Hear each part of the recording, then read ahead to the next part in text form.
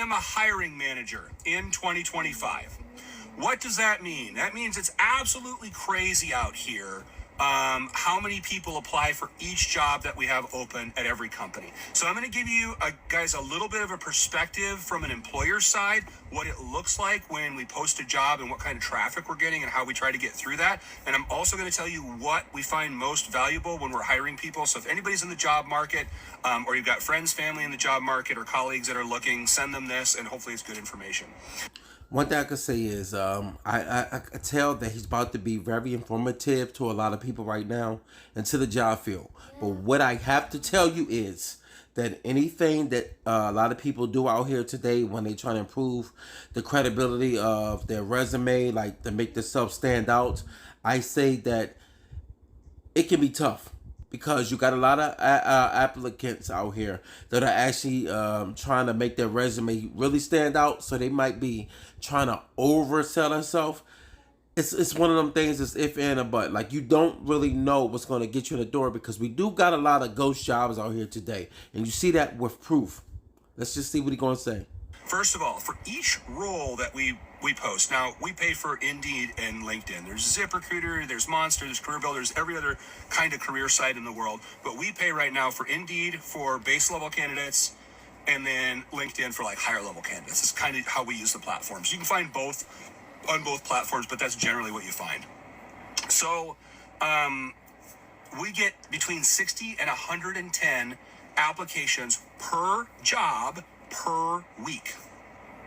Now, my company right now has about 70 open positions. So think of how many positions, how many applications that is a week. It is crazy how many applications come in a week. Now, see, like I said before, when you got that many people putting applications in a day, I seen a couple people inside my comment section on the one video I did, and they was talking about, well, one dude mentioned something about electrician. See, this is the thing. If you're talking about certain things in a career, like especially I'm in the trucking field, but I also was in the computer field. If you're talking about certain type of jobs and certain positions out here that seems to make sense, but you see those positions are starting to be downgraded to the point where though they're not hiring they're not hiring as much people. They not only not hiring a lot, but they're actually letting go of a lot of departments in certain companies, especially with Google. You know, not just Google, Microsoft. It's a lot of technology companies that started cutting. So when you look at people that are just trying to like broaden their horizons and they trying to grow their careers into other areas, like when he mentioned electrician, that means you need to get schooling with that. True, trust and believe. You're just not jumping into jobs that have openings and think you're just going to jump in it. It doesn't make sense to even put a comment out like that. But I get it. A lot of times when people put comments out, it seems like they make sense. But in actuality, it doesn't. Because you got to have a career in that or some type of knowledge in that, whereas though you got the credentials. Just because you could be real good at it, but you still have to have the credentials. Believe me, got to have the licensing. If you want to cut through the noise, I'll give you a couple little tips before I move on to how I hire. So first of all, like most people just spray and pray. They just apply to all kinds of stuff crazy that they're not even qualified for. Those are very quickly shuffled off. If you don't have like relevant experience that matches up, we move off of it. Unless it's like entry level, and then we'll look. But most important thing is obviously first apply for jobs that are in your vertical. Second thing is that if you're in high school or college and you want to go into a particular field, work in that field, even if it's part-time, if it's internship, anything while you're in high school. Basically, I don't want to keep cutting them off, but basically he's talking about if you're going to take up something, you better have a trade in it. You better have the backing that's going to back you up so you can be able to be qualified for these jobs. That's the same thing as, like I just said earlier before, you're going into trucking and then someone puts a comment and said, well, yo, it's electricians needed. Really? You cannot just throw jobs out there to people that don't qualify for it. You got to have the backing. And you're not just going to hire a real estate agent to renovate your home. You're not going to do that. You need them to sell the home. You're not going to tell anybody that's doing something that's hard labor of just changing a tire and say, well, if you can change a tire, you could probably frame. No, no.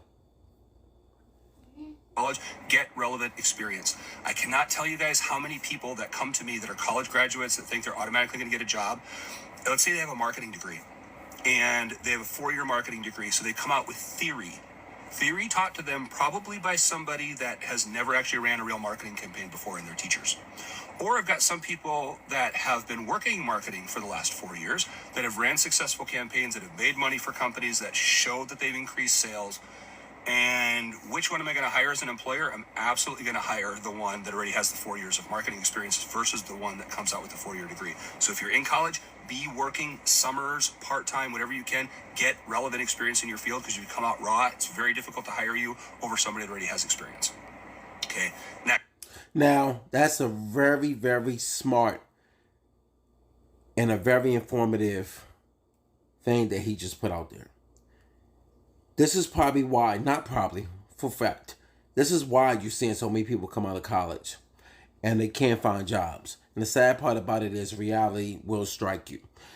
Reality is, hey, look, I understand you just got this degree, but you're not getting a call back. You're not going to even get a foot in the door. Reason why? Because those days of just having that handout where people are just calling you in just for an interview, it's not really happening now. Companies are not really wasting a lot of valuable time. They're looking at people with actually real backing behind them, which means they got the credibility of having at least a good 2 to 3 years just doing what they're trying to hire for. That way they're not holding your hand. Remember, when you come out of school, you're just being taught the basics. The basics are only going to get you into the room to say, oh, okay, what next? And that's the problem. What next? Okay. Damn, now we got to use resources in order to train this person. A lot of jobs do require training, but the thing is, a lot of training that can be implemented to somebody that already has knowledge is very limited. Like, just like, look, I could show them how to do this, but at the end of the day, they really know what they're doing. Not only that, they can even probably better some of the things that are that's already been implemented in the background at these jobs that they end up taking on. Just saying. Is if you are gonna do your resume, you guys probably won't believe me, but about half the resumes that I see are non-functional, meaning that they aren't even formatted correctly, like they're walls of text.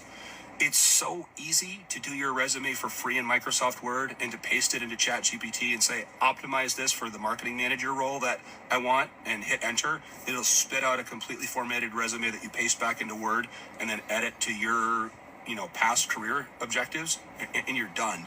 It's like a 20-minute process. It's not difficult. And the fact that we still get resumes that aren't even filled out correctly. Like, I'll give you an example. We recently hired a copywriter. So that's a person that writes for a living. They write creatively and they write copy for a living.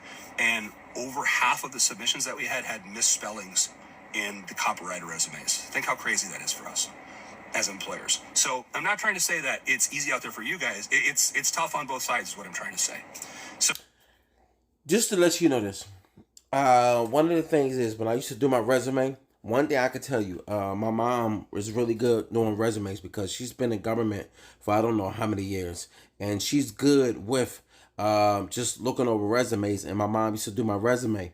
And when she used to send it back to me, I used to look at it and be like, damn, I would have never thought on wording this way. So I can definitely see why he said, look at certain resumes and just pass right over it. Because I'm going to be real with you. If you look at certain resumes, some people don't have that leverage to be able to get the handout or help. But we have AI. We have all type of creative solutions. Because I did do my resume 2 times. And I ended up getting a job off of that. But it wasn't on misspelling. Because I did spell check. And I also looked over my resume more than once. And that's another problem. People tend to post for so many different jobs. You can tell. I'm going to be honest with you. Employees can tell that you're probably submitting to multiple jobs just out there. They can tell because they looking at your resume like, yo, he just put this together just to keep pushing it and see whoever's going to click on it and give them an opportunity. apply for relevant positions, work if you're high school or college in your field, any way you can to get some relevant experience. Make sure your resume is up to date, and then never apply to any job that you don't connect with somebody at the company for. Most of the times, if it's on LinkedIn, it shows the hiring manager's name in the block of the job description. You just go over, connect with that person on LinkedIn. As soon as they accept the connection request, send them a message. Hey, my name is Bob. I applied for the marketing manager job you got. I've been going to school for 4 years for this, and I've been working every summer internships at the local marketing company. I'd love to have a talk with you to see if it's a fit for the job. Here's my... It's funny. I love that he said that. And I'm going to tell you why. One of the things I noticed is when I got into the trucking field, and the reason why I see the trucking field is because I had no backing on that. Coming from a computer field, I had no knowledge. All I knew was schooling. The problem with schooling is once you get out of school, you have no connects. I happen to have 5 connects. My 5 connects end up getting me in the door of 3 different trucking companies.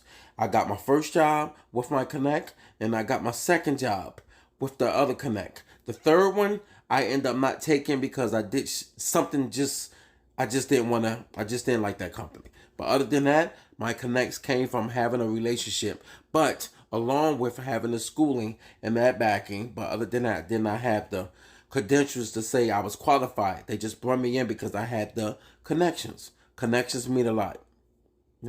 Peace.